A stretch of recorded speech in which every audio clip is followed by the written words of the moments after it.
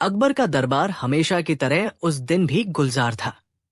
लोग अपने अपने फरियाद लेकर दरबार में आए थे और बीरबल अपनी हाजिर जवाबी और चतुराई से सबका ध्यान खींच रहे थे।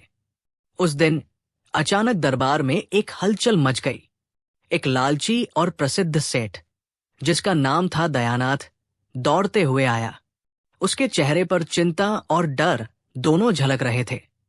हाय हाय महाराज, मेरी मदद कीजिए, मेरी अमूल्य थैली खो गई है, सेठ दयानाथ ने जोर जोर से कहा। अकबर ने हंसते हुए कहा, अरे सेठ, थोड़ी देर पहले ही तुमने हमारी दरबार में खूब धूम मचाई थी, अब थैली खोने की चिंता? लेकिन सेठ का चेहरा गंभीर था। उसने आगे बढ़कर कहा, महाराज, ये कोई आम थैली नहीं है। इसमें मेरे सारे सोने चांदी के सिक्के, ज्वेलरी और अमूल्य रत्न हैं। अगर ये थैली नहीं मिली तो मेरी प्रतिष्ठा और संपत्ति दोनों खतरे में है। अकबर ने अपने दरबारियों की ओर देखा और मुस्कुराए। बीरबल भी खड़े होकर बोले, महाराज, चिंता की कोई बात नहीं, मैं इस रहस्य को सुलझा दूंगा। सेठ, आप हमें बता दीजिए कि आखिरी बार आपने ये थैली कहाँ देखी थी? सेठ ने घबराते हुए कहा, मैंने इसे अपनी दुकान के पीछे रखी थी, लेकिन जब मैं लौटकर आया तो वो गायब थी। कोई चोरी जरूर की है। अकबर ने कहा, तो फिर बीरबल, आज तुम्हारी बुद्धि की परीक्षा है। देखो कौन चोरी कर गया और थैली कहाँ गई। बीरबल ने सोचते हुए कहा, महाराज, पहले हमें यह जानना होगा कि थैली चोरी हुई है या सेठ ने इसे कहीं छिपा दिया है। इसके लिए मैं सबसे कुछ सवाल पूछूंगा। सेठ के चेहरे पर झुर्रियां बढ़ गई, लेकिन वो कुछ कह नहीं सका। बीरबल ने सबसे पहले दुकानदारों और गांव के लोगों से पूछा, किसने सेठ की दुकान के पास आज कोई अजीब हरकत देखी? गांव के कुछ लोग बोले, हाँ, एक लड़का जो अक्सर यहां खेलता है, आज बहुत देर तक दुकान के पीछे खड़ा था। बीरबल ने उस लड़के को बुलाया और मुस्कुराते हुए पूछा, अरे बेटे, क्या तुमने कुछ देखा? लड़का डरते हुए बोला, हाँ बीरबल जी, मैंने देखा कि सेठ की थैली अचानक गायब हो गई और कोई छिपकर इसे उठा ले गया। बीरबल ने सोचा, ठीक है, अब हमें यह पता करना होगा कि ये कोई कौन है। बीरबल ने गांव के लोगों को इकट्ठा किया और कहा, हम आज इस चोरी का राज खोलेंगे, लेकिन मैं एक नियम बनाऊंगा। अगर कोई झूठ बोलेगा, उसे भारी कीमत चुकानी होगी। सभी ने हामी भरी। बीरबल ने ध्यान से देखा कि सेठ की आंखों में हल्की घबराहट है। उन्होंने हल्की मुस्कान के साथ सोचा, सेठ कुछ छुपा रहे हैं। अब बारी है उनकी चालाकी का खुलासा करने की। बीरबल ने कहा, मैं सबसे पहले थैली की खोज के लिए एक खेल खेलूंगा। सभी लोग ध्यान दें। बीरबल ने दरबार में मौजूद सभी लोगों को 3 छोटे छोटे बर्तन दिए। उसने कहा, इनमें से एक बर्तन में सेठ की खोई हुई थैली है, लेकिन केवल सच बोलने वाला व्यक्ति सही बर्तन का संकेत देगा। जो झूठ बोलेगा, वो स्वयं थैली खोने जैसा शिकार बनेगा। सेठ के चेहरे पर डर साफ दिखाई दिया। उसने धीरे से कहा, बीरबल जी, क्या सच में मेरी थैली वापस मिल जाएगी? बीरबल ने मुस्कुराते हुए कहा, महाराज की बुद्धि और मेरी सूझबूझ से सब कुछ संभव है। मैं यही कहानी भाग भाग में। बीरबल ने गांव के लोगों और दरबारियों के सामने 3 बर्तन रख दिए। हर बर्तन साफ सुथरा और एक जैसा दिख रहा था, लेकिन बीरबल जानते थे कि केवल एक बर्तन ही सच में थैली का रहस्य छुपाए हुए है। बीरबल ने धीमे स्वर में कहा, अब मैं प्रत्येक व्यक्ति से पूछूंगा कि किस बर्तन में सेठ की थैली है। ध्यान रहे, झूठ बोलने वाले की चालाकी पर पर्दा गिर जाएगा। सबसे पहले गांव का वो लड़का बुलाया गया जिसने पहले चोरी देखी थी। बीरबल ने पूछा, बेटे बताओ, कौन सा बर्तन? लड़के ने थोड़ा झिझकते हुए बाएं बर्तन की ओर इशारा किया। बीरबल ने मुस्कुराते हुए कहा, बहुत अच्छा बेटा, सच बोलने वाले की पहचान यही है। अब बारी थी सेठ दयानाथ की। उसकी आंखों में हल्की घबराहट थी, लेकिन उसने बड़े आत्मविश्वास के साथ कहा, बीच वाला बर्तन। बीरबल ने धीरे से सिर हिलाया। उन्होंने दरबार में सभी की ओर देखा और कहा, देखा आपने महाराज, झूठी हिम्मत कभी छुप नहीं सकती। अकबर ने हंसते हुए कहा, तो क्या इसका मतलब है कि सेठ ने ही अपनी थैली छुपाई है? बीरबल ने मुस्कुराते हुए कहा, महाराज, ऐसा बिल्कुल भी कहना जल्दबाजी होगी। अभी हमें बर्तन खोलकर देखना होगा। बीरबल ने सबसे पहले लड़के द्वारा बताए गए बर्तन को खोला, लेकिन बर्तन खाली था। फिर सेठ द्वारा चुने गए बर्तन की बारी आई। जैसे ही बर्तन खोला गया, सबकी आंखें फैल गई। बर्तन में केवल एक छोटी रुई और कुछ कपड़े थे, लेकिन थैली नहीं मिली। बीरबल ने कहा, देखा आपने महाराज, केवल दिखावे से काम नहीं चलता। अब मैं हर किसी से पूछूंगा कि उसने आज सुबह सेठ के पीछे क्या देखा। गांव के लोग एक एक कर अपनी बात बताते गए। बीरबल ने ध्यानपूर्वक सबके चेहरे और हाथों की हरकतों का निरीक्षण किया। तभी उनकी नजर सेठ पर पड़ी। सेठ बार बार अपनी अंगुलियों से अंगूठी चुभाते, झिझकते और बार बार बात बदलते। बीरबल ने सोचा, यही वो बिंदु है जिससे मैं सच पकड़ सकता हूं। बीरबल ने कहा, महाराज, आज मैं एक विशेष प्रयोग करने वाला हूं। मैं 3 बर्तन और 3 लोगों को बुलाऊंगा। इन बर्तनों में से एक बर्तन में थैली रखी जाएगी और हमें यह देखना है कि कौन सच बोलता है। सभी उत्सुक हो गए। बर्तन तैयार किए गए और बीरबल ने प्रत्येक व्यक्ति से पूछा कि वो किस बर्तन की ओर इशारा करता है। इस बार बीरबल ने ध्यानपूर्वक सेठ के हाव भाव को देखा। सेठ ने बार बार अपना सिर खिंचाया, आंखें मिचमिचाई और धीरे धीरे बाएं बर्तन की ओर इशारा किया। बीरबल ने धीरे से कहा, वाह महाराज, अब हमें समझ आ गया कि चोरी का राज कहाँ है। लेकिन पहले हमें यह सुनिश्चित करना होगा कि यह केवल अनुमान नहीं है। मैं आपको दिखाता हूं। बीरबल ने तुरंत एक छोटा सा जाल और रसीला रस का प्रयोग किया। उन्होंने बर्तन को हिलाया और देखा कि बाएं बर्तन के नीचे कुछ हल्की हलचल है। आहा, यही तो है, बीरबल ने कहा। अकबर ने उत्सुकता से पूछा, बीरबल, ये कैसे संभव हुआ? बीरबल ने मुस्कुराते हुए कहा, महाराज, सेठ ने अपनी चालाकी में यही गलती की कि उसने थैली को छुपाया, लेकिन उसका डर और झिझक हमें संकेत दे गया। हम अब थैली वापस पा सकते हैं। बीरबल ने बर्तन के नीचे झांक कर देखा और सचमुच वहां सेठ की खोई हुई थैली रखी हुई थी। सभी गांव वाले और दरबारी हैरान थे। सेठ दयानाथ का चेहरा लाल हो गया। वो समझ गया कि बीरबल की बुद्धि और सूझबूझ ने उसकी चालाकी को बेनकाब कर दिया। जैसे ही बर्तन के नीचे से सेठ की खोई हुई थैली निकली, दरबार में शोर मच गया। गांव के लोग और दरबारियों ने तालियां बजाईं। सभी को यह देखकर आश्चर्य हुआ कि बीरबल ने कैसे सरल और सूझबूझ भरे तरीके से चोरी का रहस्य सुलझा दिया। सेठ दयानाथ अब पूरी तरह शर्मिंदा हो चुका था। उसने लाल चेहरे के साथ कहा, बीरबल जी, आपकी बुद्धि के सामने मेरी चालाकी कुछ भी नहीं रही। मेरी गलती मानता हूं। बीरबल ने हल्की मुस्कान के साथ कहा, सेठ, चालाकी करना कोई बुराई नहीं है, लेकिन दूसरों को धोखा देना और चोरी करना सम्मानजनक नहीं है। यही कारण है कि आपकी थैली खोई और आपकी चालाकी बेनकाब हुई।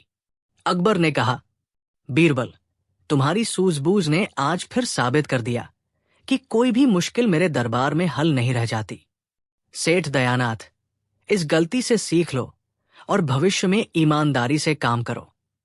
सेठ ने सिर झुकाते हुए कहा, महाराज, आपकी बात सही है। अब से मैं कभी किसी की नाक के नीचे धोखा नहीं करूंगा। बीरबल ने दरबार में मौजूद सभी लोगों से कहा, देखा आपने महाराज, किसी की चालाकी और लालच का सही समय पर सामना करना ही न्याय है। आज सेठ की चालाकी उसके लिए सीख बन जाएगी।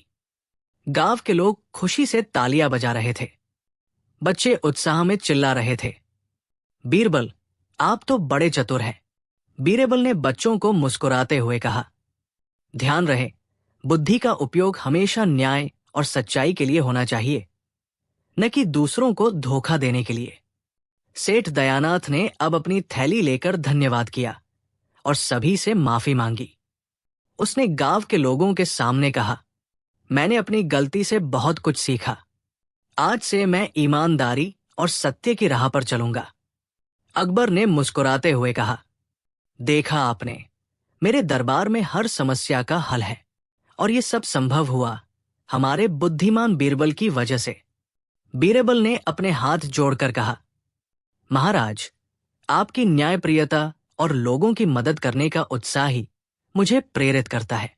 किसी की गलती को छुपाना आसान है, लेकिन उसे सुलझाना ही असली बुद्धि है। गांव वाले, दरबार के लोग और सेठ सभी ने बीरबल की तारीफ की। उस दिन का दृश्य ऐसा था जैसे न्याय और बुद्धि का पर्व हो। अकबर ने हंसते हुए कहा, बीरबल, तुम तो सचमुच कमाल के हो। आज फिर तुम्हारी सूझबूझ ने सभी को आश्चर्यचकित कर दिया। सेठ दयानाथ, ये अनुभव याद रखना। सेठ ने सिर झुकाते हुए कहा, जरूर महाराज। और बीरबल जी, आज से मैं आपको हमेशा याद रखूंगा। बीरबल ने हल्की मुस्कान के साथ कहा, मुझे बस यही खुशी है कि न्याय और ईमानदारी की जीत हुई। यही असली पुरस्कार है।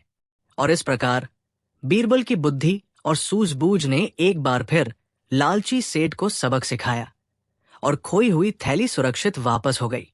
गांव वाले और दरबारियों ने उस दिन को यादगार बना लिया। कहानी का संदेश, बुद्धि और सूझबूझ से हर समस्या का समाधान संभव है। लालच और धोखा अंततः सामने आ ही जाता है। न्याय और ईमानदारी की हमेशा जीत होती है।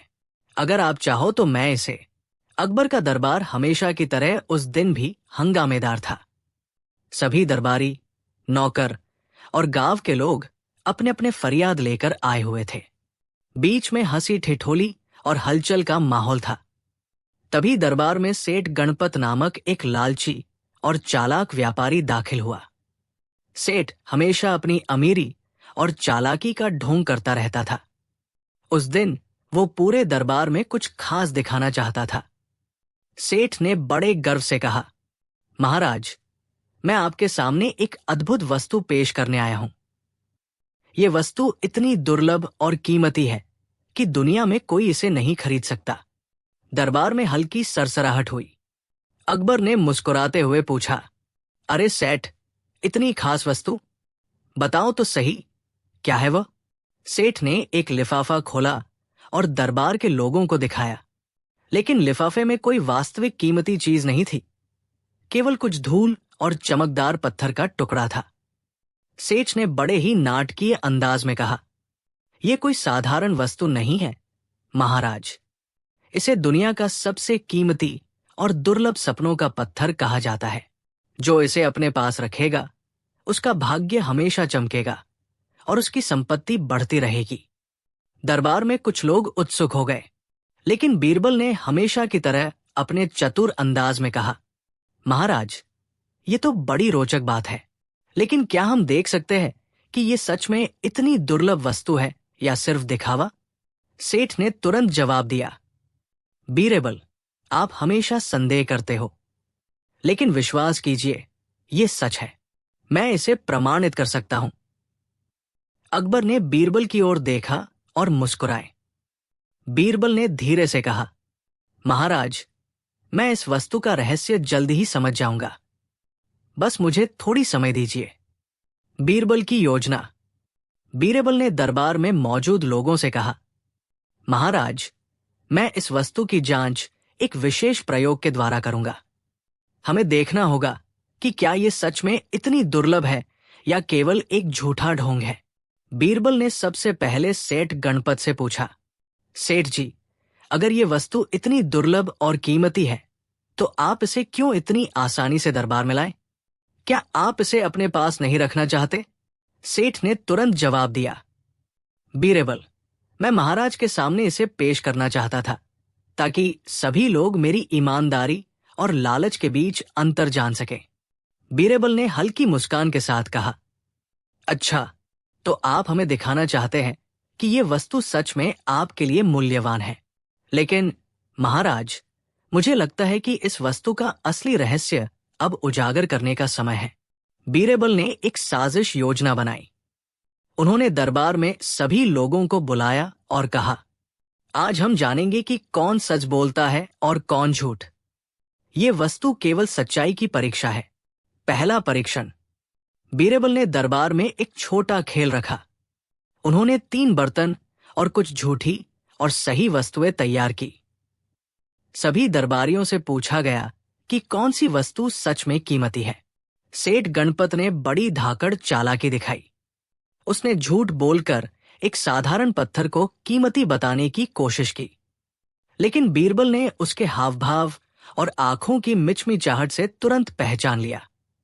बीरबल ने धीरे से कहा, महाराज, ऐसा लगता है कि कुछ लोग दिखावे के लिए झूठ बोल रहे हैं, लेकिन मैं जान गया हूं कि असली वस्तु कौन सी है। अकबर ने उत्सुकता से पूछा, बीरबल, तो क्या ये सच में इतनी कीमती वस्तु है या केवल एक झूठा दावा? बीरबल ने मुस्कुराते हुए कहा, महाराज, ये केवल दिखावा है और इसे साबित करना अब मेरे हाथ में है। अगर आप चाहो तो मैं भाग दो। बीरबल ने देखा कि सेठ गणपत अपनी चालाकी के साथ सबको भ्रमित करने की कोशिश कर रहा है। उसका अंदाज और घमंड साफ दिखाई दे रहा था। बीरबल ने मुस्कुराते हुए सोचा, अब इसे उजागर करने का समय आ गया है।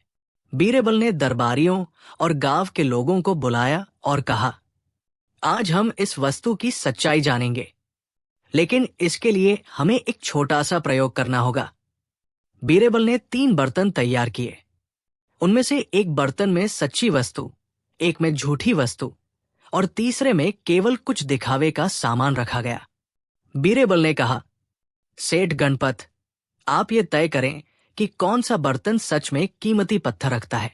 बाकी सभी को अपने इशारे से सच्चाई दिखानी होगी।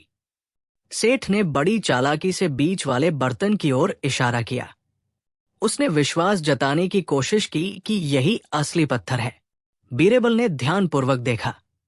उन्होंने सेठ की आंखों और हाथों की हलचल पर गौर किया। बीरबल ने धीरे से कहा, महाराज, अब हमें देखने की जरूरत है कि कौन झूठ बोल रहा है। बीरबल ने बर्तन खोला। बीच वाला बर्तन खाली था। सेठ के चेहरे पर झटका साफ दिखाई दिया।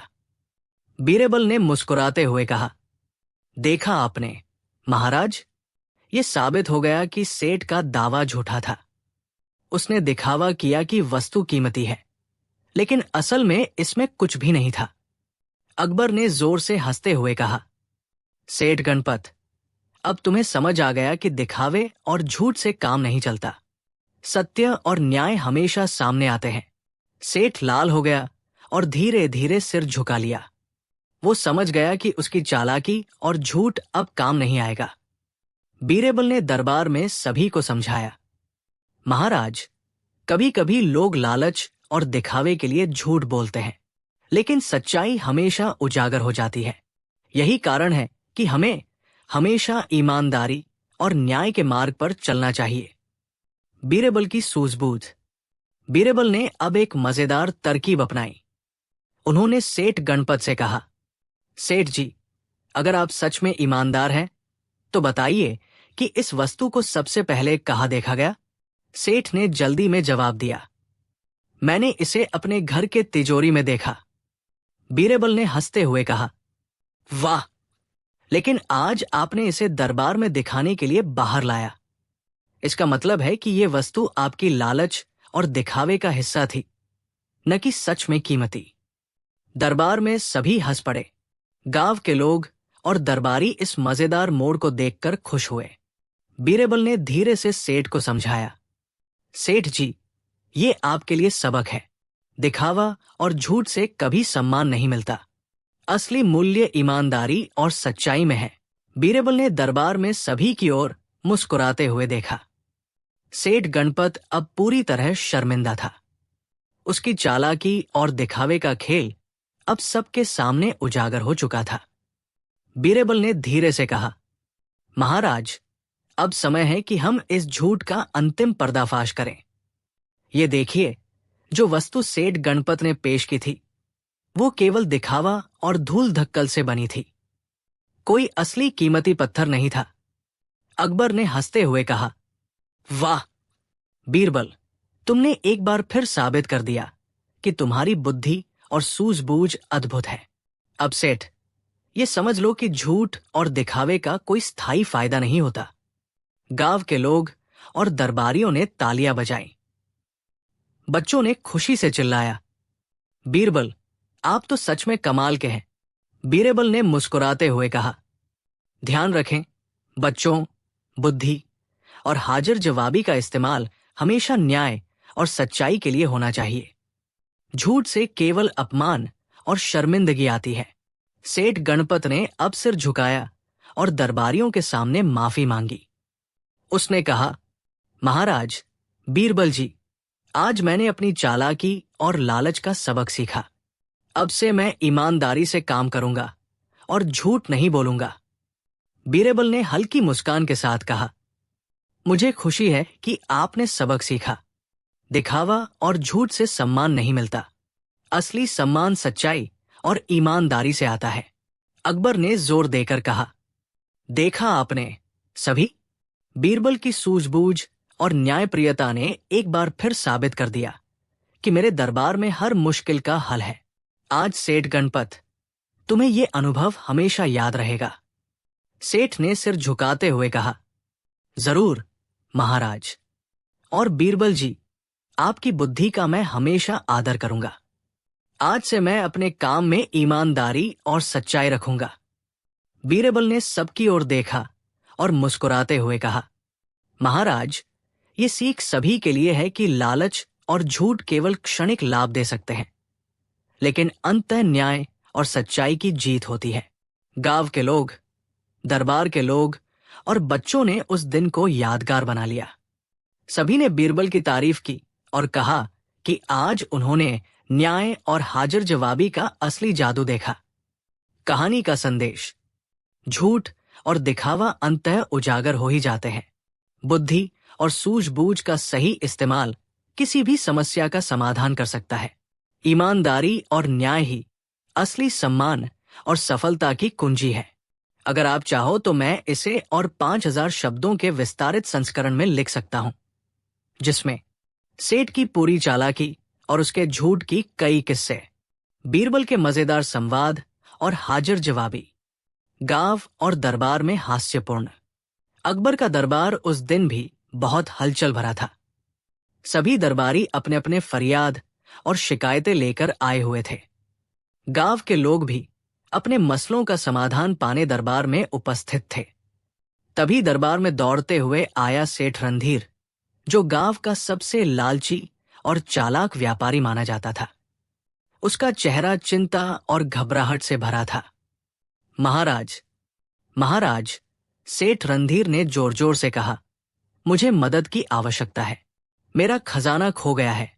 अकबर ने मुस्कुराते हुए पूछा, अरे सेठ, तुम हमेशा अपने खजाने और सोने चांदी की चिंता में रहते हो। अब क्या हुआ? सेठ ने हाथ जोड़ते हुए कहा, महाराज, ये कोई साधारण खजाना नहीं है। ये मेरे पूर्वजों का अमूल्य खजाना है। इसमें सोने, चांदी, गहने और दुर्लभ रत्न है। यदि ये खो गया तो मेरी प्रतिष्ठा और संपत्ति दोनों खतरे में है। अकबर ने गंभीरता से कहा, ठीक है सेठ, लेकिन याद रखना, इस मामले में सिर्फ सच सामने आएगा। कोई भी छलक पर चलेगा तो उसका खुलासा होगा। बीरबल ने हल्की मुस्कान के साथ कहा, महाराज, चिंता की कोई बात नहीं, मैं इस रहस्य को सुलझा दूंगा। सेठ, आप मुझे बताइए कि आखिरी बार आपने खजाना कहाँ देखा था? सेठ ने घबराते हुए कहा, मैंने इसे अपनी हवेली के सुरक्षित कमरे में रखा था, लेकिन आज सुबह जब मैं गया तो वो गायब था। कोई चोरी जरूर हुई है। बीरबल ने दरबार में मौजूद सभी को ध्यान से देखा और कहा, ठीक है, हम सबसे पहले ये जानेंगे कि खजाना चोरी हुआ है या कहीं छुपाया गया है। इसके लिए मैं सभी दरबारियों और गांव के लोगों से पूछताछ करूंगा। बीरबल ने गांव के बच्चों और नौकरों से भी पूछा कि क्या किसी ने कुछ देखा है। एक छोटा लड़का धीरे धीरे सामने आया और बोला, बीरबल जी, मैंने देखा कि रात में कुछ लोग हवेली के पास गुपचुप घूम रहे थे। उनमें से एक व्यक्ति बहुत बड़ी थैली लिए था। बीरबल ने ध्यान से सुना और कहा, बहुत अच्छा। अब हमें ये पहचानना होगा कि वो व्यक्ति कौन था और खजाना कहाँ गया। बीरबल की योजना। बीरबल ने दरबार में सभी लोगों को इकट्ठा किया और कहा, आज हम इस खोए हुए खजाने का रहस्य सुलझाएंगे, लेकिन इसके लिए हमें कुछ परीक्षण करने होंगे। जो झूठ बोलेगा वो स्वयं खुलासा कर देगा। बीरबल ने 3 बर्तन और कुछ नकली वस्तुएं तैयार की। उन्होंने कहा, इनमें से एक बर्तन में खजाने के सुराग होंगे। जो व्यक्ति सच बोलेगा वो सही बर्तन का संकेत देगा। जो झूठ बोलेगा वो अपनी चालाकी से खुद ही फंस जाएगा। सेठ रणधीर ने हल्की मुस्कान के साथ कहा, बीरबल, क्या आप मुझे संदेह की दृष्टि से देख रहे हैं? मेरा खजाना कहीं भी छुपा नहीं है। बीरबल ने हंसते हुए कहा, महाराज, आपकी चालाकी और लालच से सब कुछ उजागर होगा। बस थोड़ा समय दे। बीरबल ने धीरे धीरे बर्तनों का परीक्षण शुरू किया। गांव के बच्चों और नौकरों ने भी ध्यान से देखा। बीरबल ने पहले बर्तन को खोला, लेकिन उसमें कोई सुराग नहीं था। फिर सेठ द्वारा चुने गए बर्तन की बारी आई। जैसे ही बर्तन खोला गया, सबकी आंखें फैल गई। उसमें कुछ पुराने कपड़े और धूल के टुकड़े थे। बीरबल ने मुस्कुराते हुए कहा, देखा आपने महाराज, केवल दिखावे और झूठ से कुछ नहीं होता। अब हमें असली खजाने का पता लगाने के लिए और गहरी सूझबूझ की जरूरत है। बीरबल ने गांव के लोगों और दरबारियों से कहा, अब मैं हर किसी से पूछूंगा कि उसने आज रात हवेली के पास क्या देखा। इस बार कोई झूठ नहीं बोल पाएगा। बीरबल ने गांव के लोगों और दरबारियों को इकट्ठा किया और कहा, अब हमें पता लगाना होगा कि असली खजाना कहाँ है और कौन झूठ बोल रहा है। इसके लिए मैं एक विशेष योजना बनाऊंगा। बीरबल ने सबसे पहले हवेली के पास रात में गश्त करने वाले लोगों के बारे में पूछताछ शुरू की। गांव के नौकर और बच्चे धीरे धीरे सामने आए और उन्होंने अपनी अपनी बातें बताई। एक छोटे लड़के ने कहा, मैंने देखा कि रात में सेठ के नौकर और एक अनजान व्यक्ति हवेली के पास आया था। उन्होंने बड़ी थैली उठाई और उसे जल्दी से छिपा दिया। बीरबल ने ध्यान से सुना और सभी को ध्यानपूर्वक देखा। तभी उनकी नजर सेठ रणधीर पर पड़ी। बीरबल ने हल्की मुस्कान के साथ कहा, महाराज, लगता है कि अब हमें असली सुराग मिल गया है, लेकिन पहले हमें यह पता करना होगा कि ये केवल डर या झूठ नहीं है। बीरबल ने 3 बर्तन तैयार किए और उनमें से एक बर्तन में असली सुराग, एक में झूठा संकेत और तीसरे में खाली सामान रखा। उन्होंने कहा, हर व्यक्ति से पूछो कि कौन सा बर्तन सही है। जो झूठ बोलेगा उसकी चालाकी खुद ही उजागर हो जाएगी। सेठ ने बड़े आत्मविश्वास के साथ बीच वाले बर्तन की ओर इशारा किया, लेकिन बीरबल ने ध्यान से देखा। उसकी आंखें मिचमिचा रही थी और हाथों में हल्की कंपन थी। बीरबल ने मुस्कुराते हुए कहा, देखा आपने महाराज, डर और लालच कभी छुप नहीं सकते। अब हमें असली बर्तन का पता लगाना है। बीरबल ने सबसे पहले गांव के लड़के से पूछा। लड़के ने बाएं बर्तन की ओर इशारा किया। बीरबल ने बर्तन खोला और देखा कि इसमें सेठ के खजाने का असली सुराग था। बीरबल ने कहा, अब साफ हो गया कि असली खजाने का सुराग यही है। जो व्यक्ति झूठ बोल रहा था वो अब अपने आप बेनकाब हो गया। सेठ जी, अब आप अपनी चालाकी मान ले। सेठ का चेहरा लाल हो गया। उसने धीरे से कहा, बीरबल जी, आप सचमुच चतुर हैं। मेरी चालाकी और लालच अब आपके सामने बेनकाब हो गई। बीरबल ने मुस्कुराते हुए कहा, सेठ जी, अब हमें असली खजाने तक पहुंचने के लिए इस सुराग का पालन करना होगा। लेकिन याद रखें, कोई झूठ या छल नहीं चलेगा। बीरबल ने गांव के बच्चों और नौकरों को साथ लिया और हवेली के पास गए। उन्होंने सुराग के अनुसार खोज शुरू की।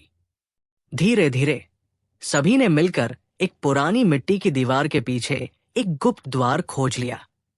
बीरबल ने कहा, महाराज, यही वो जगह है जहां खजाना छिपा हुआ था। अब हमें केवल ध्यानपूर्वक इसे निकालना होगा। सभी ने मिलकर गुप्त द्वार खोला। जैसे ही दरवाजा खुला, वहां सोने चांदी के सिक्के, गहने और बहुमूल्य रत्नों से भरी थैली दिखाई दी। गांव के लोग और दरबारी हैरान थे। बच्चों की खुशी का ठिकाना नहीं रहा। बीरबल ने मुस्कुराते हुए कहा, देखा आपने महाराज, सूझबूझ और न्यायप्रियता से हर रहस्य का समाधान संभव है। लालच और छल कभी सफलता नहीं दिला सकते। अगर आप चाहो तो मैं भाग 3 लिख दूं, जिसमें खजाने की पूरी वापसी, सेठ का सबक और उसकी मजेदार प्रतिक्रिया, बीरबल की हाजिर जवाबी और जैसे ही गुप्त द्वार खोला गया, सबकी आंखें फैल गई। वहां सोने, चांदी और बहुमूल्य रत्नों से भरी थैली पड़ी हुई थी। गांव के लोग और दरबारी खुशी से चिल्ला उठे। बीरबल ने मुस्कुराते हुए कहा, महाराज, जैसा कि आप देख रहे हैं, खजाना सुरक्षित है। इसे केवल सूझबूझ, धैर्य और न्यायप्रिय दृष्टिकोण से खोजा गया। लालच और छल से ये कभी नहीं मिल सकता था। सेठ रणधीर का चेहरा लाल हो गया। उसने धीरे से कहा, बीरबल जी, आपकी बुद्धि के सामने मेरी चालाकी और लालच कुछ भी नहीं रहे। मैं अब समझ गया कि सच्चाई और ईमानदारी ही असली संपत्ति है। अकबर ने हंसते हुए कहा, वाह बीरबल, तुम्हारी सूझबूझ और न्यायप्रियता ने आज फिर साबित कर दिया कि मेरे दरबार में कोई भी मुश्किल हल नहीं रह जाती। सेठ, तुम्हें इस अनुभव से सीख लेनी चाहिए। बीरबल ने सेठ की ओर देखा और मजाकिया लहजे में कहा, सेठ जी, देखिए, खजाना खोजने में कोई जादू नहीं है। बस सही सूझबूझ और न्यायप्रिय दृष्टि चाहिए। जो झूठ बोले वो खुद ही फंस जाता है, और आप तो अपनी चालाकी में खुद ही फंस गए। गांव के लोग और बच्चों ने खुशी से तालियां बजाई। बच्चे चिल्ला उठे, बीरबल जी, आप तो सच में कमाल के हैं। आपने हमारा खजाना ढूंढ लिया। बीरबल ने बच्चों की ओर मुस्कुराते हुए कहा, ध्यान रखो बच्चों, बुद्धि और सूझबूझ का इस्तेमाल हमेशा न्याय और सच्चाई के लिए होना चाहिए। लालच और छल से केवल शर्मिंदगी और अपमान आता है। सेठ रणधीर ने सिर झुकाया और सबके सामने माफी मांगी।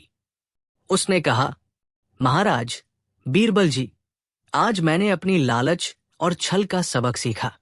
अब से मैं ईमानदारी और सत्य के मार्ग पर चलूंगा। मैं अपने कर्मों के लिए जिम्मेदारी लूंगा। अकबर ने जोर देकर कहा, देखा आपने सभी लोग, बीरबल की सूझबूझ और न्यायप्रियता ने एक बार फिर साबित कर दिया कि सच्चाई की जीत हमेशा होती है। सेठ, ये अनुभव तुम्हारे लिए जीवन भर का सबक है।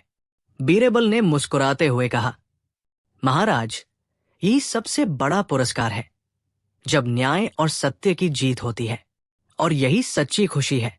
गांव के लोग, दरबार के लोग और बच्चे उस दिन को हमेशा याद रखने लगे।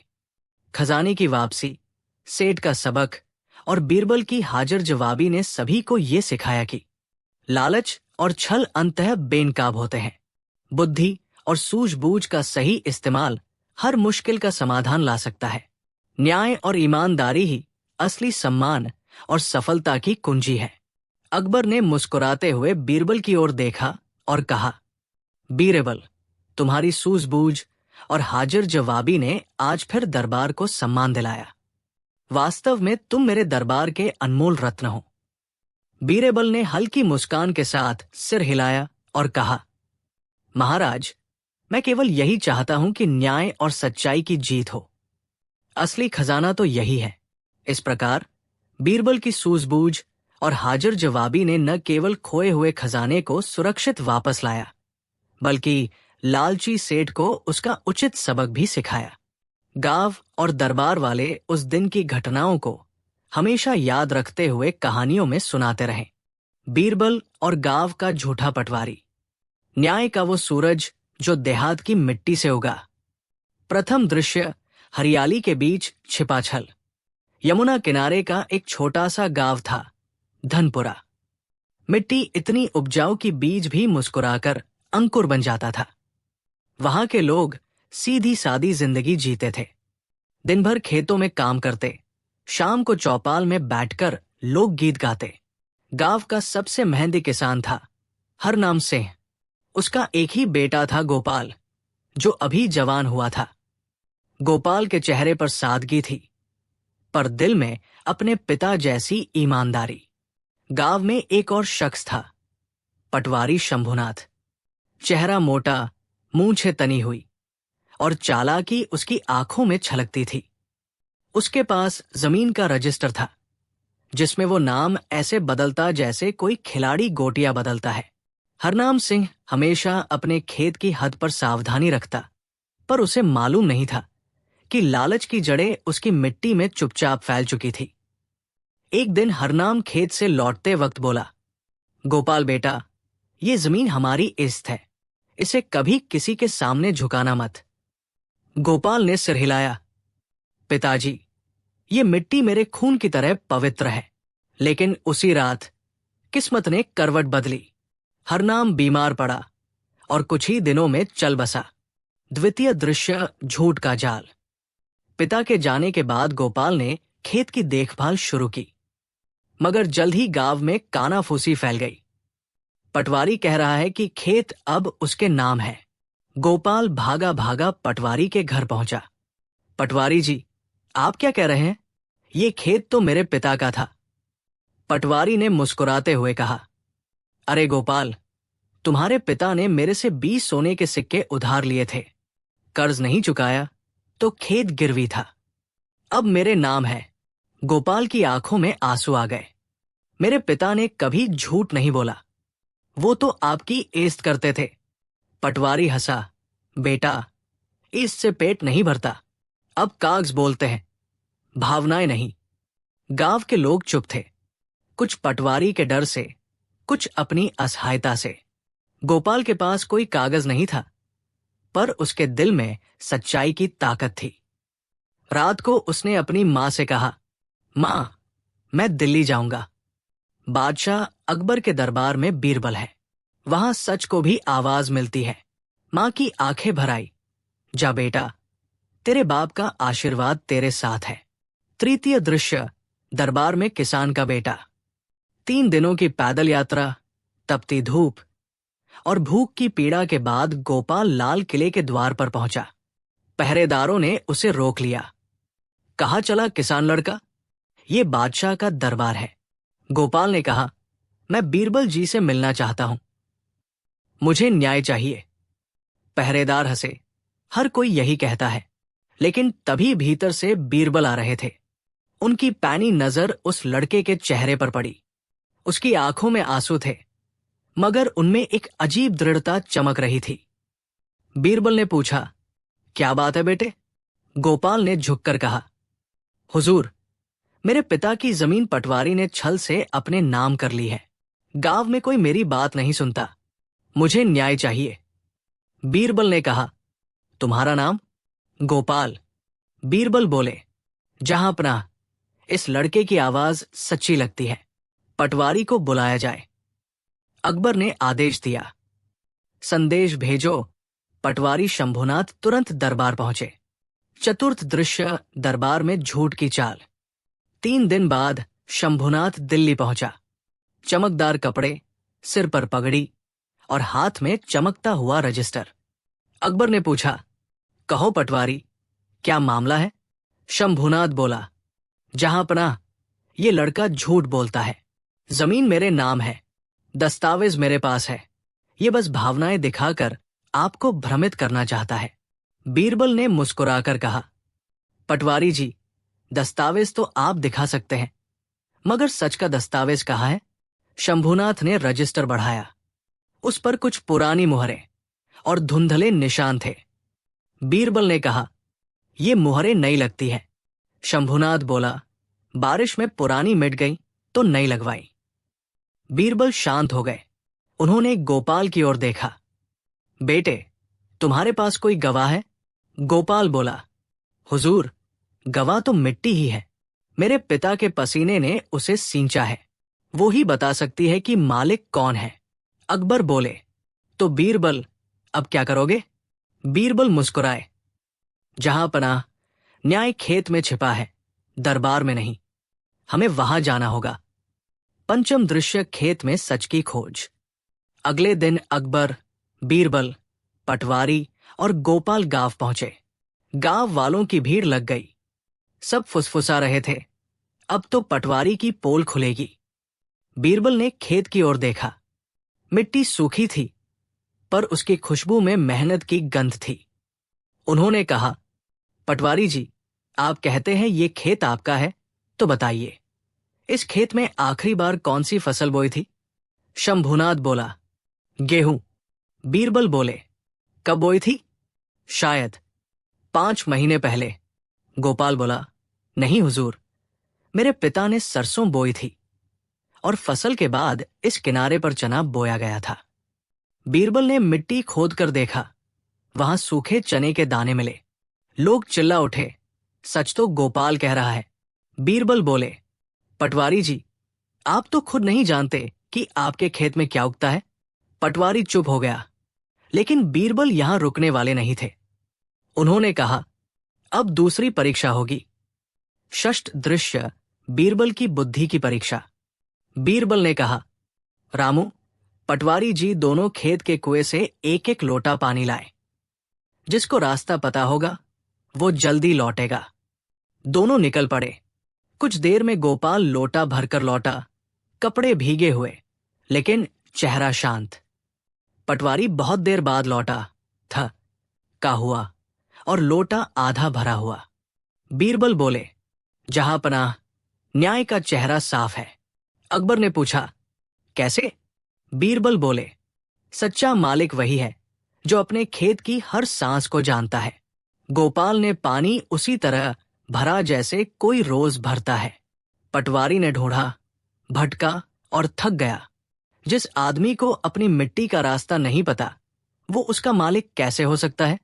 दरबार गूंज उठा, सच कहा बीरबल ने। पटवारी घबरा गया, हुजूर, मुझसे गलती हो गई, लालच में अंधा हो गया। अकबर बोले, बीरबल, अब क्या फैसला हो? बीरबल ने कहा, जहांपनाह, झूठ का प्रायश्चित वही कर सकता है जो सच्चाई की मेहनत समझे। पटवारी को 1 साल तक किसानों के खेत में काम करना होगा। जो झूठ से जीता, उसे अब सच्चाई से पसीना बहाना होगा। अकबर ने आदेश दे दिया। सप्तम दृश्य, गांव में गूंजता न्याय। कुछ महीनों में सब बदल गया। गोपाल के खेत में फिर हरियाली लौट आई। गांव वाले अब पटवारी से नहीं डरते थे। शंभुनाथ अब गरीबों के खेतों में हल चला रहा था। शुरू में वह थक जाता, मगर धीरे धीरे उसके दिल में बदलाव आने लगा। एक दिन वो गोपाल के पास आया और बोला, बेटा, मैंने तेरे साथ बहुत बुरा किया, पर अब समझ आया कि सच्चाई को दबाने वाला खुद मिट्टी में दब जाता है। गोपाल ने कहा, गलती मानने वाला कभी छोटा नहीं होता। पटवारी ने आंसू भरी आंखों से कहा, अब मैं गांव वालों की जमीन का रखवाला बनूंगा, मालिक नहीं। अष्टम दृश्य, अकबर और बीरबल की सीख। कुछ दिन बाद दरबार में अकबर ने पूछा, बीरबल, बताओ, तुम्हें इतनी बुद्धि कहां से मिली कि तुम मिट्टी से भी सच निकाल आते हो? बीरबल बोले, जहांपनाह, मैंने सीखा है कि सच्चाई इंसान के शब्दों में नहीं, उसके कर्मों में छिपी होती है। जो मिट्टी से जुड़ा होता है, उसके शब्दों से मिट्टी की खुशबू आती है। झूठे के शब्दों से स्याही की गंध आती है। अकबर मुस्कुराए, तुमने फिर साबित किया कि न्याय किताबों से नहीं, अनुभव से जन्म लेता है। नवम दृश्य, गांव की नई सुबह। गांव में अब शांति थी। पटवारी सच में बदल गया था।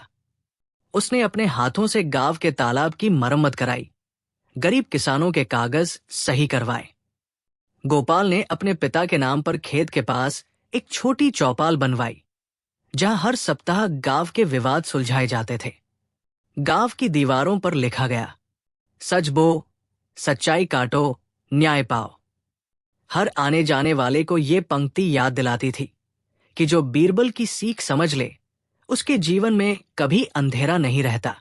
दशम दृश्य, न्याय का प्रतीक। कुछ महीनों बाद बीरबल स्वयं गांव आए। उन्होंने गोपाल का खेत देखा, लहलहाती फसल, खुश चेहरे और हवा में शांति। गोपाल ने झुककर कहा, हुजूर, आपकी वजह से मेरा घर बसा है। बीरबल बोले, नहीं बेटे, तुम्हारी सच्चाई की वजह से। मैं तो बस आईना हूं जो सच को दिखाता है। गोपाल बोला, आपके न्याय की मिसाल हर गांव में गूंजेगी। बीरबल ने मिट्टी उठाकर कहा, यह मिट्टी बोलती है, सच्चाई का रास्ता लंबा होता है लेकिन मंजिल निश्चित। समापन, सच्चाई की गूंज। वक्त बीत गया, लेकिन बीरबल और गांव का झूठा पटवारी की कहानी हर गांव में गाई जाने लगी। लोग कहते, झूठ के पास कागज हो सकते हैं, मगर सच्चाई के पास जमीन की महक होती है। पटवारी अब बुजुर्ग हो चुका था। रोज शाम को वो गोपाल के साथ चौपाल पर बैठता और बच्चों से कहता, बच्चों, कभी किसी की जमीन या हक मत छीनना। जिसने भी झूठ बोया उसका नाम हमेशा मिट्टी में दब गया। और हर शाम जब सूरज ढलता तो गांव की हवा में वही आवाज गूंजती, बीरबल की जय, न्याय की जय, कहानी का संदेश। सच्चाई कभी प्रमाण की मोहताज नहीं होती। जो अपने हक के लिए ईमानदारी से लड़ता है, उसके साथ पूरी सृष्टि खड़ी होती है। बीरबल ने सिखाया, कागज झूठा हो सकता है पर मिट्टी नहीं। बीरबल और चालाक बनिए की चाल। एक ऐसी कहानी जहां लालच की दुकान बंद होती है और सच्चाई का मोल खुलता है। प्रथम दृश्य, लालच की गंध वाला बाजार। दिल्ली के बादशाह अकबर के राज में एक नगर था, शाहपुर। शहर अपने रंगीन बाजारों और रेशमी कपड़ों के लिए प्रसिद्ध था। गली गली में व्यापारियों की आवाजें गूंजती, आओ जी आओ, सस्ता माल, बढ़िया माल। उसी बाजार के बीचों बीच एक दुकान थी, लालचंद बनिए की। नाम सुनने में साधारण पर चालाकी में असाधारण। वो मिठाई, कपड़े, मसाले सब कुछ बेचता था, पर उसके साथ साथ बेचता था झूठ, लालच और धोखा। उसकी मिठाई में घी कम, नफा ज्यादा होता। कपड़ों में रेशम कम, चमक ज्यादा। और जब कोई गरीब ग्राहक कुछ कहता तो बनिया हंसकर कहता, भाई, व्यापार में थोड़ा चालाकी तो चलती है। बादशाह खुद भी तो टैक्स लेते हैं। लोग उससे डरते भी थे और जरूरत के कारण उसके पास जाते भी थे। द्वितीय दृश्य, गरीब मोची की मुसीबत। शहर में एक गरीब मोची रहता था, शंभू। सारा दिन सड़क किनारे बैठकर लोगों के जूते सिलता। उसकी कमाई इतनी ही थी कि शाम को 2 रोटियां मिल जाए। एक दिन उसने सोचा, मेरी बेटी के विवाह के लिए कुछ अच्छा कपड़ा लाना चाहिए। वो बनिए की दुकान पर पहुंचा। बोला, लालचंद जी, जरा बढ़िया साड़ी दिखाइए, बेटी की शादी है। बनिए ने चमकदार कपड़ा निकाला। बोला, देखो शंभू, ये असली रेशमी कपड़ा है, काशी से आया है, बस 30 रुपए का। शंभू ने अपनी सारी बचत दे दी। कपड़ा लेकर गया, घर जाकर पत्नी को दिखाया। पत्नी ने जब कपड़े को पानी में धोया तो रंग बह गया, धागा टूट गया। वो चीख उठी, ये तो सस्ता नकली कपड़ा है। शंभू का सिर झुक गया। वो गुस्से में दुकान पर पहुंचा और बोला, बनिए, तूने धोखा दिया है, पैसे वापस कर। बनिया मुस्कुराया, अरे भाई, मैंने तो वही दिया जो तूने देखा। अब तेरा घर में क्या हुआ, मैं क्या करूं? शंभू गिड़गिड़ाया, मैं गरीब आदमी हूं, मेरी बेटी की शादी टूट जाएगी। बनिए ने ठहाका लगाया, गरीब आदमी को व्यापार समझ में नहीं आता, चल हट। लोगों ने देखा, पर किसी ने आवाज न उठाई। तभी किसी ने कहा, जा शंभू, बादशाह अकबर से न्याय मांग। शंभू बोला, हां, अगर बीरबल है तो जरूर न्याय मिलेगा। तृतीय दृश्य, अकबर के दरबार में फरियादी। अगले दिन अकबर का दरबार सजा। सभी मंत्री, दरबारी और बीरबल अपनी जगह बैठे थे। दरबार में वही गरीब मोची आया, झुककर बोला, जहां अपना, एक चालाक बनिए ने मेरी सारी मेहनत लूट ली। अकबर ने गंभीरता से पूछा, क्या हुआ? शंभू ने पूरी बात बताई। बीरबल शांत होकर सुनते रहे। अकबर बोले, क्या तुम्हारे पास कोई सबूत है कि कपड़ा नकली है? शंभू बोला, हुजूर, कपड़ा तो गल चुका है, बस भगवान जानता है कि सच कौन बोल रहा है। अकबर बोले, बीरबल, अब ये मामला तुम्हारे हाथ में है। बीरबल ने सिर झुकाकर कहा, जहांपनाह, झूठ को पहचानने के लिए सबूत नहीं, बुद्धि चाहिए। मुझे एक दिन की मोहलत दे।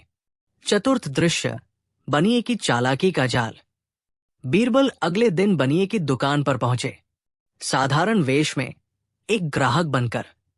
बोले, लालचंद जी, थोड़ा रेशमी कपड़ा चाहिए, शादी का काम है। बनिए मुस्कुराया, हुजूर, आपके लिए तो सबसे बढ़िया माल दूंगा। बीरबल बोले, कितने का? 50 रुपए गज। बीरबल ने कपड़ा हाथ में लिया, सूंघा, मसल कर देखा और बोले, ये तो बहुत हल्का है, इसमें असली रेशम की खुशबू नहीं। बनिए ने चालाकी से कहा, हुजूर, आजकल नया रेशम धागा चलता है, हल्का और महंगा दोनों। बीरबल ने मुस्कुराकर कहा, अच्छा, तो ये नया रेशम है? बढ़िया, मैं कल बादशाह को भी दिखाऊंगा। बनिए का चेहरा फीका पड़ गया। क्या, बादशाह को? बीरबल ने कहा, हां, उन्हें भी कपड़े की समझ है, वो देखेंगे तो खुश होंगे। बनिए का मन कांप उठा।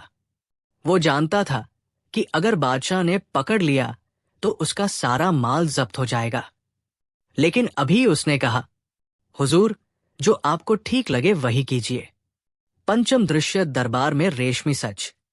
अगले दिन बीरबल दरबार पहुंचे, हाथ में वही कपड़ा था। अकबर ने पूछा, बीरबल, क्या तुमने जांच की? बीरबल बोले, हां, जहांपनाह, मैंने खुद उस बनिए से कपड़ा खरीदा। बनिए को दरबार में बुलाया गया। वो डरता हुआ आया, पर चेहरा अभी भी बनावटी मुस्कान से भरा था। अकबर बोले, क्या यही तुम्हारा रेशमी कपड़ा है? बनिए बोला, जी हां जहांपनाह, यही असली रेशम है, नया किस्म का। बीरबल बोले, अच्छा, तो इसका परीक्षण यही करते हैं। उन्होंने एक छोटा अंगारा मंगवाया और कपड़े का सिरा जलाया। कपड़ा तुरंत धुआं देने लगा और गंध आई, जले हुए प्लास्टिक की। बीरबल बोले, जहांपनाह, असली रेशम जलने पर बाल जैसी गंध देता है, पर यह तो नकली धागा है। पूरा दरबार गूंज उठा। धोखेबाज बनिया। बनिए के पसीने छूट गए। वो जमीन पर गिर पड़ा। मुझसे गलती हो गई, जहांपनाह, मैं लालच में अंधा हो गया था। षष्ठ दृश्य, बीरबल की अनोखी सजा। अकबर ने कहा, बीरबल, क्या सजा दी जाए? बीरबल बोले, जहांपनाह, झूठ बोलने वाला केवल जुर्माना देकर नहीं सुधरता, उसे सच बोलना सीखना पड़ता है। अकबर ने कहा, तो बताओ, क्या किया जाए? बीरबल बोले, इस बनिए की दुकान 3 दिन के लिए शाही नियंत्रण में रहेगी। 3 दिन तक इसे हर ग्राहक को सच्चा माल सच्चे दाम पर देना होगा और हर वस्तु पर खुद लिखना होगा, मैं सच बोल रहा हूं। अकबर ने मुस्कुराकर कहा, बहुत खूब, यही असली सजा है। सप्तम दृश्य, बनिए का 3 दिन का सच। अगले दिन से बनिए की दुकान पर एक तख्ती टंग गई, मैं सच बोल रहा हूं।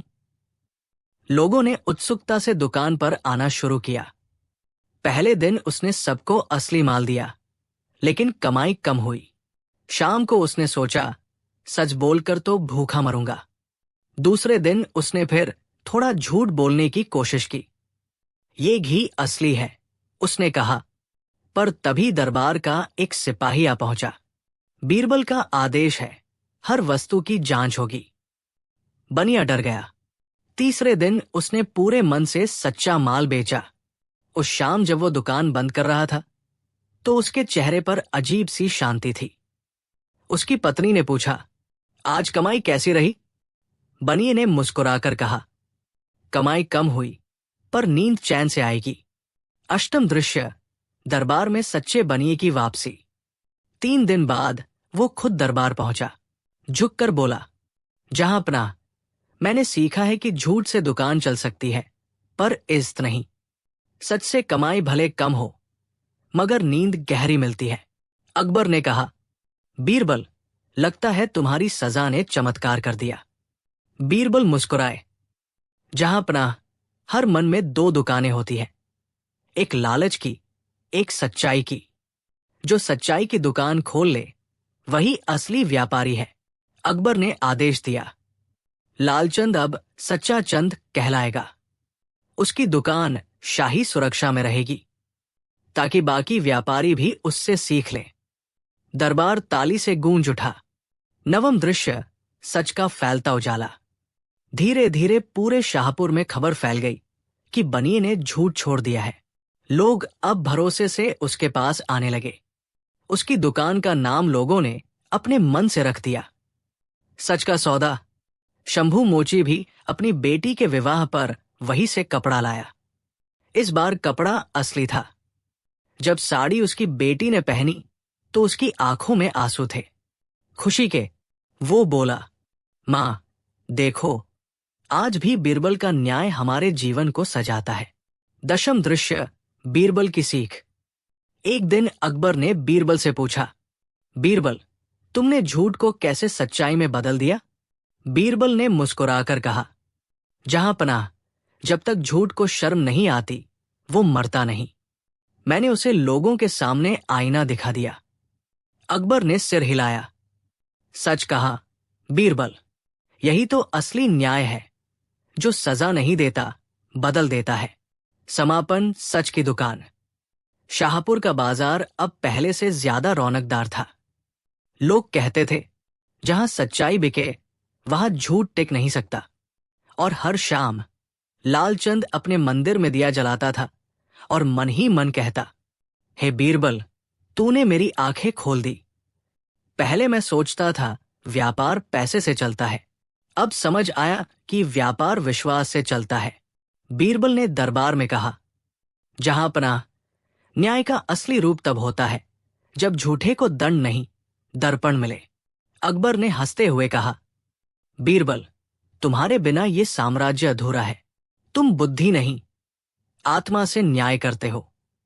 कहानी का सार, झूठ जब तक छिपा रहता है मजबूत लगता है, लेकिन जैसे ही रोशनी पड़ती है वो खुद पिघल जाता है।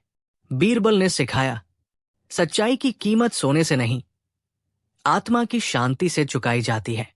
दिल्ली का आसमान नीला था और हवा में बसंत की मिठास घुली हुई थी। बादशाह अकबर का दरबार रोज की तरह भव्य और अनुशासित था। राजमहल के झरोखे से धूप की सुनहरी लकीरें संगमरमर के फर्श पर गिर रही थी। दरबारी अपनी अपनी जगह बैठे थे। कोई दस्तावेज पढ़ रहा था, कोई फरियादियों की सूची तैयार कर रहा था। लेकिन उस दिन कुछ अलग था, कुछ ऐसा जो आने वाला तूफान बनने वाला था। एक देहाती लड़के का न्याय की पुकार। पहला दृश्य, फरियादी का आगमन। दरबार की चौखट पर एक दुबला-पतला, धूल से लथपथ किशोर खड़ा था। पैरों में फटे चप्पल, सिर पर मिट्टी का अंबार, आंखों में नमी और चेहरे पर भरोसा। पहरेदार ने झिड़कते हुए कहा, ए लड़के, यहां क्या कर रहा है? ये बादशाह का दरबार है, यहां गांव के छोरे नहीं आते। लड़के ने धीमे लेकिन दृढ़ स्वर में कहा, मैं बादशाह अकबर से मिलना चाहता हूं। मुझे इंसाफ चाहिए। मेरे गांव का पटवारी मेरा खेत छीन लिया है।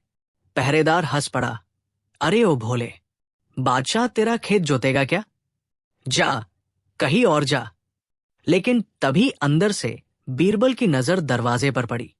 उनकी तेज आंखें उस लड़के की सच्चाई पहचान गई। उन्होंने कहा, उसे अंदर लाओ। लड़का कांपते कदमों से दरबार में आया। अकबर ने उत्सुकता से देखा। बोलो बेटे, क्या नाम है तुम्हारा? जहांपनाह, मेरा नाम मोहन है। मैं आगरा के पास के गांव से आया हूं। लड़के ने सिर झुकाकर कहा, कहो, तुम्हें क्या परेशानी है? मोहन बोला, हुजूर, मेरे पिता गरीब किसान थे। उनकी मौत के बाद पटवारी ने कहा कि कागज उसके नाम है। अब वो हमारे खेत को अपना बता रहा है। मैंने उसे सबके सामने सच बताया, लेकिन गांव में उसकी चालाकी के आगे कोई कुछ नहीं बोला। मैंने सुना है बादशाह अकबर के दरबार में सबको न्याय मिलता है, इसलिए मैं यहां आया हूं। अकबर ने गंभीर स्वर में कहा, बहुत अच्छा। बीरबल, इसकी बात की जांच करो। बीरबल मुस्कुराए, जहांपनाह, न्याय मिलेगा, मगर सत्य की परीक्षा भी होगी। दूसरा दृश्य, चालाक पटवारी। 2 दिन बाद वही पटवारी दरबार में बुलाया गया। मोटा, तोंद निकला आदमी, मुंह पर बनावटी नम्रता और आंखों में छल। उसने आते ही कहा, हुजूर, ये लड़का झूठ बोलता है। खेत मेरे दादा के नाम से था। इसके पिता मजदूर थे। इनके पास कोई सबूत नहीं। बीरबल ने धीरे से पूछा, तुम्हारे पास है क्या? पटवारी ने जेब से पुराना कागज निकाला जिस पर कुछ अस्पष्ट हस्ताक्षर थे। बीरबल ने उसे देखा, फिर लड़के की ओर मुड़े। मोहन, क्या तुम्हारे पास कुछ है जो तुम्हारा सच साबित करे? मोहन बोला, बस खेत के किनारे पीपल का पेड़ है जो मेरे पिता ने अपने हाथों से लगाया था। वही मेरी पहचान है। दरबार में हल्की हंसी गूंज उठी। एक दरबारी बोला, पेड़ से खेत का मालिक तय होगा क्या? लेकिन बीरबल शांत रहे। उन्होंने कहा, जहां पनाह, कभी कभी पेड़ गवाह होते हैं, इंसान नहीं। तीसरा दृश्य, बीरबल की योजना।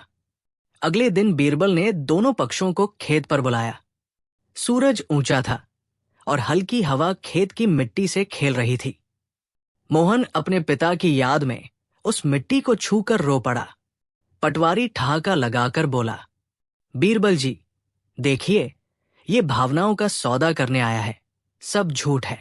बीरबल ने मुस्कुराकर कहा, पटवारी जी, आप कहते हैं ये खेत आपका है, तो क्या आप इस खेत में रोज आते हैं?